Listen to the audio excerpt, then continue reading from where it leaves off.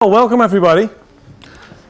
As you heard, I'm Arjan Postma, and lately I'm mostly on TV. I used to be a boswachter. A boswachter is very difficult now. A park ranger is more like a policeman.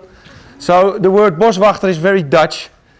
It means like you're and a policeman, and you're a worker, and you're a biologist, and you're somebody who gives talks like this.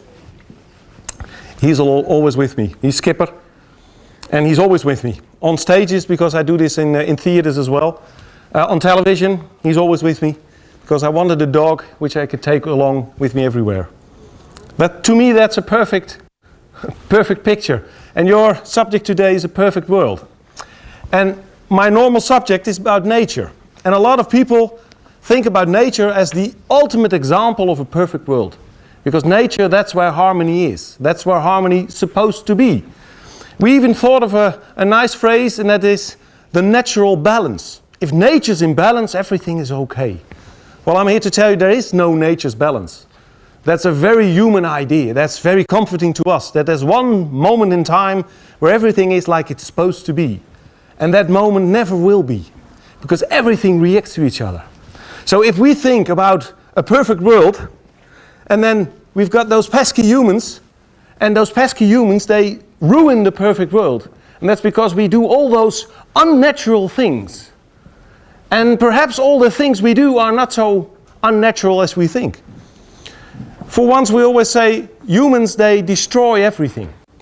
And we're the only species who makes war. That's nonsense. Even rabbits make war. Bees make war. And every plant, every animal tries to change his surroundings to his own suitings. So perhaps we can better look at nature and try to learn from it instead of making this perfect picture, because that's just a two-dimensional picture and there's much more to nature. Because of that two-dimensional frame we place everything in, we don't really see the complexity of most animals. And animals are much more complex than we used to think. We always thought we are the master of creation. We are the ones on top of things. And you've got animals and humans. And animals were like a sort of biological robots.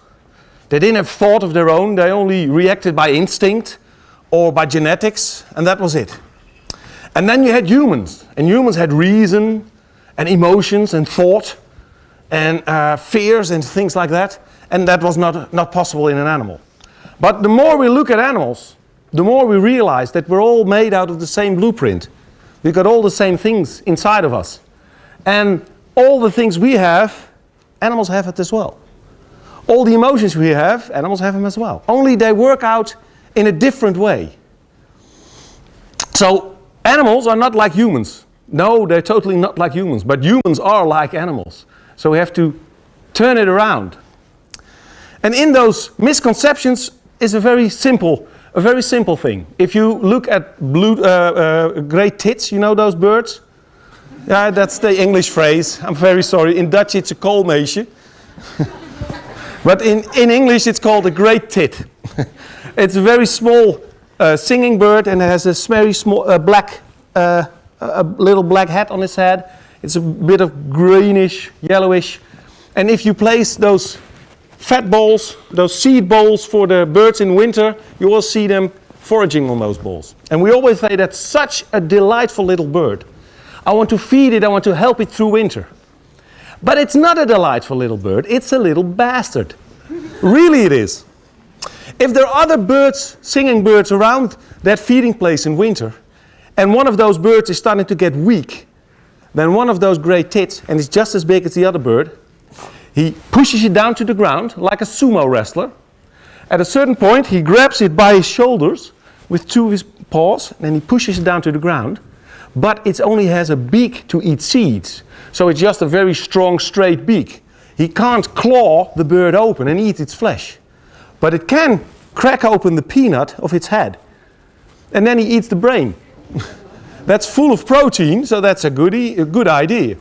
They even go to hibernation places where bats hibernate for the winter, and they eat them out all winter long. That delightful little bird is not so delightful. And to themselves, they're not delightful at all. Because there was once a biologist in England, and he did a great study about great tits. He had a lot of nests, and he was checking all those nests, and at a certain point he was taking DNA from the young and from the parent birds.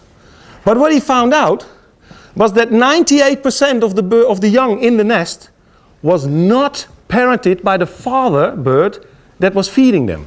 98%. And then he looked further, and then what he noticed, that in every 10 nests that there was one little arrogant male without a female, and he was right on top of a tree and singing his head off. And all the females in that area thought he was the bomb. He is the most sexy blue tit alive. Only they knew, if I want him, he'll never stay and take care of my young. So they searched for a nice little blue tit man, of a great tit man who will take care of his young. Only he can mate with the female, but he'll never fertilize an egg. Almost never. Because the female she doesn't have a vagina, she has a cloaca. It's a gland, and they rub it together. And we found out that the female can make her own suggestions. She can decide if the male fertilizes her or not. Because she can just shake the sperm out.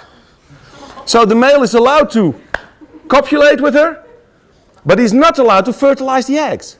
And at the moment that little male is out foraging, she sneakily goes to that one little male, the macho high up in the tree. She mates rather quickly and has to get back, because she has to get back before her mate comes back. Because if he finds out, he leaves her. Now we can think that's a weird way of doing things, and what's the evolutionary advantage for the father male who is only feeding young which are not his own offspring? Well, in 2 to 3% of the cases the female makes a mistake, and then he does have a chance to produce an egg. If he doesn't do that, he has no chance, because none of the birds think he is very attractive. Only if he starts working for her, then he'll become attractive. So that makes if you look in the winter and you look in your garden and try to imagine all the soap stories, because it's like a soap, it's like Dallas, which happens down in the garden. There's another interesting bird, also has a very strange name, because it's called a fighting cock. But it's a wader bird, about this, and another name is little bantam. And the little bantam is a very fascinating little bird. It's the most prolific wader bird, and a wader bird has those long, shanky legs, so he can walk in shallow water. It's the most prolific wader bird in the world. On the same latitude, from Finland, over Siberia, through Alaska and Canada, and they're all over the world, everywhere. So it's a very successful bird. And it has an incredible different kind of mating ritual. They've got a few different kind of males. What do? They come back from Africa, and before they go up to the tundras in the north, the males, they pick out a very certain spot, and that's an arena, and the males stay there. And the only thing they do is they have mock fights with other males. It's like all-star wrestling.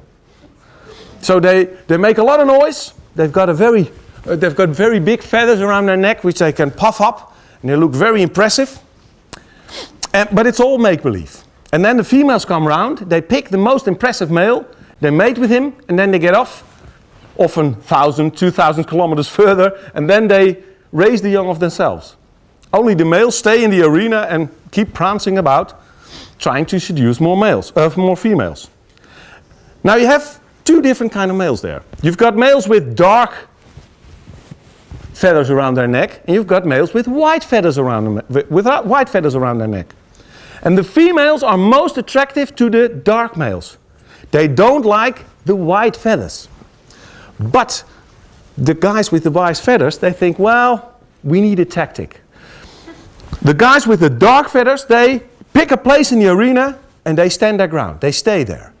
And a guy with white feathers, he connects up with a guy with dark feathers and he says, hey, shall we make a team? And every time they give a mock fight together. They give a show together with the two of them.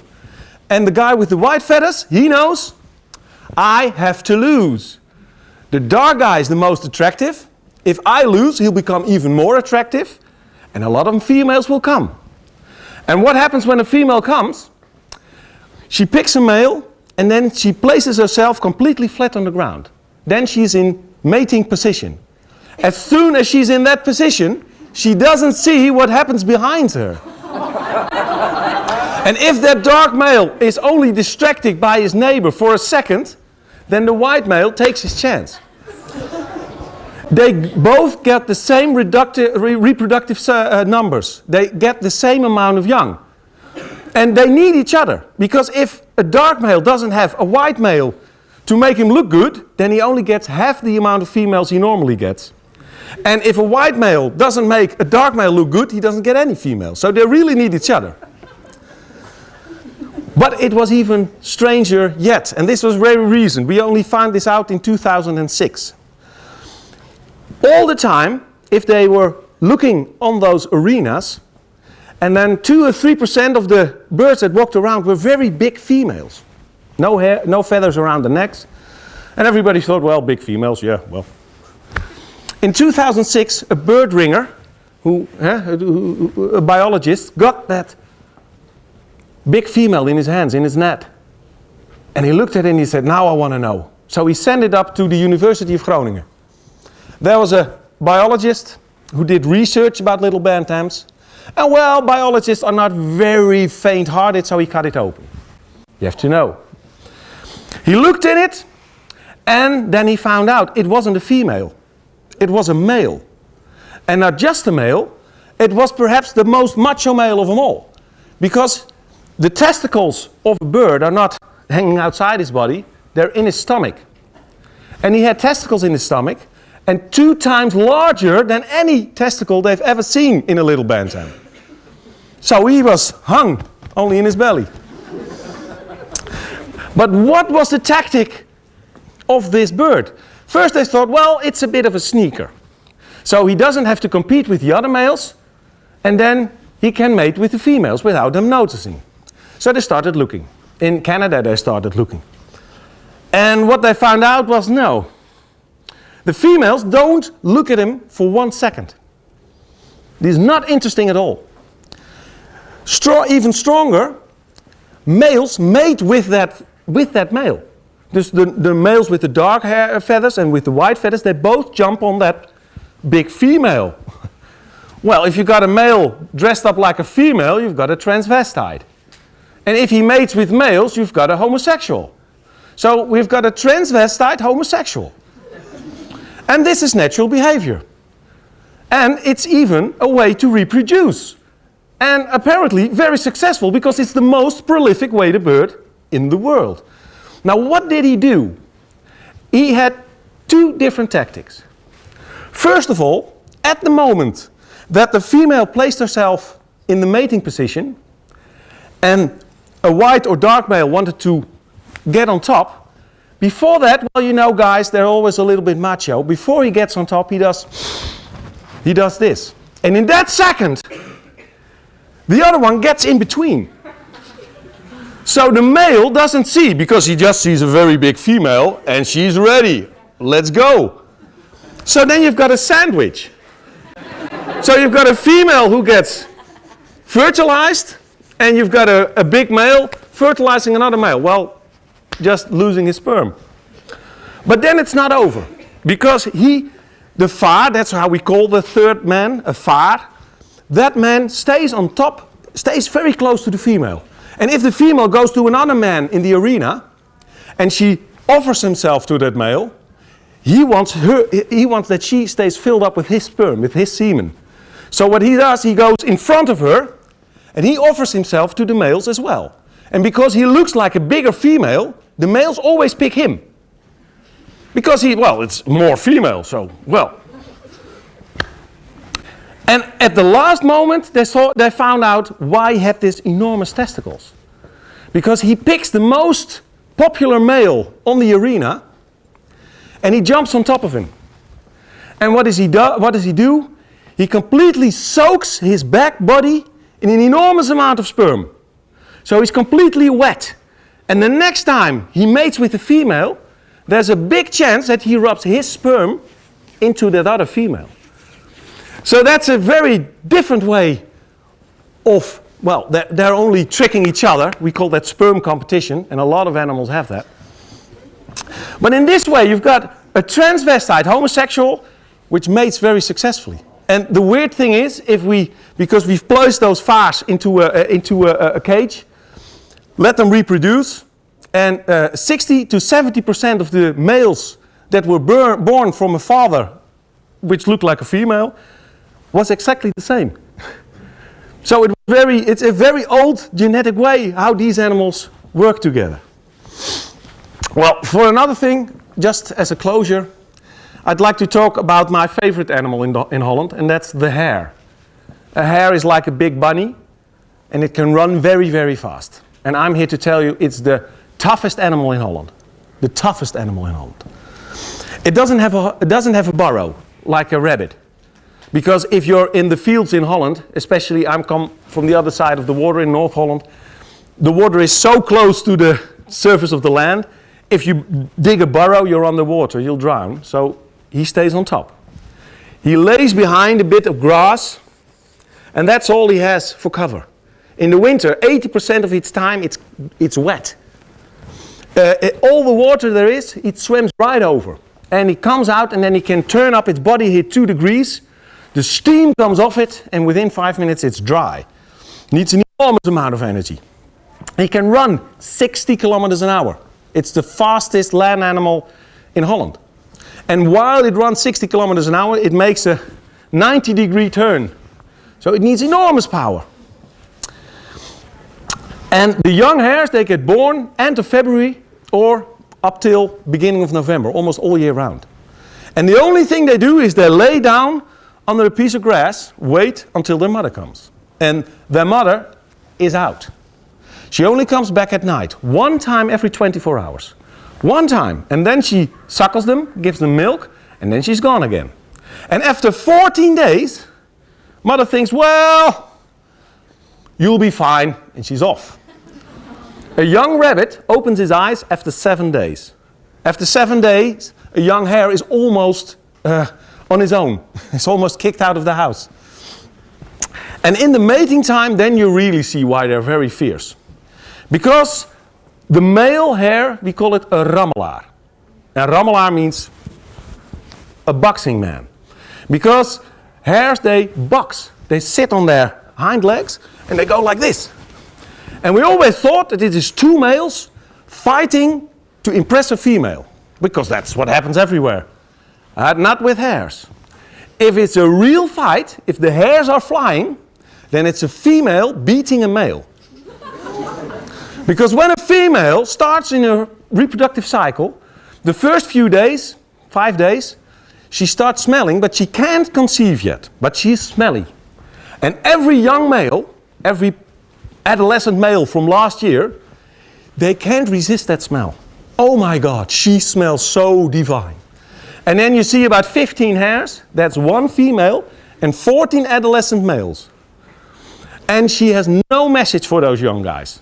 They're not allowed to touch her, they're not allowed to mate her. If they come too close, she gives them a fist. That's it. But the smell is so good that they can't leave her. So you see that group and they stay together 4 or 5 days, and nothing happens. But the advantage is, she's got 14 pairs of eyes looking for predators, and she can eat and eat and eat and eat for 5 days, make a lot of fat to produce the new babies. After a week, then she can conceive. She's right. She's fertile now. And then the odor, the smell, it comes up twice as strong. And when she starts really smelling, then the closest adult male thinks, now it's my time. As soon as the adult male is there, all the young males are gone. They're no match for this guy. And then the slow thing you saw, it's gone. Because the male starts chasing the female. And they run like hell. And they go through the water, through the grass, over the fence, through the water, through the grass, over the fence. They can go in one day from that side to that side from 15 kilometers and back again in one day. It takes a whole day and very often 1.5 days. And at a certain point, the female thinks, and now I've had it with this guy. She sits down and she starts beating him. When she's got nails, so she beats up. And the male, he participates, but he understands if I hit her, I've lost my chances. So he only does a bit of this, a bit of Muhammad Ali, that's all. But the female, she's not doing that. She's moving on. She is ducking and testing him. So in the places where we don't have any hunters, we've got very old hares, and all the old hare males, they've got war wounds. Very often we see a hole in her cheek, a hole in his cheek. You can put a finger in it, it's completely open. Or that cute little bunny nose, completely smashed away. And when you're a real macho guy, they lose an eye. She really chops his eye out. But when a male can take that sort of punishment, then the female says, look, okay, and that's a guy. And then he's allowed to come with her. So everything together, there is no tougher animal in Holland like a hare. Well, I gave you a few examples to show you that a lot of animals have a lot of things we gotta sell. A lot of animals have a lot of things we've got ourselves. And very often we look around to a perfect world, but perhaps the perfect world is the world we're in today, because tomorrow it's different and yesterday it's different. And my message is just take a good look at the animals around you. Don't turn them into a human, but turn yourself a little bit more into an animal, and I think we'll learn a lot more about ourselves. Thank you very much.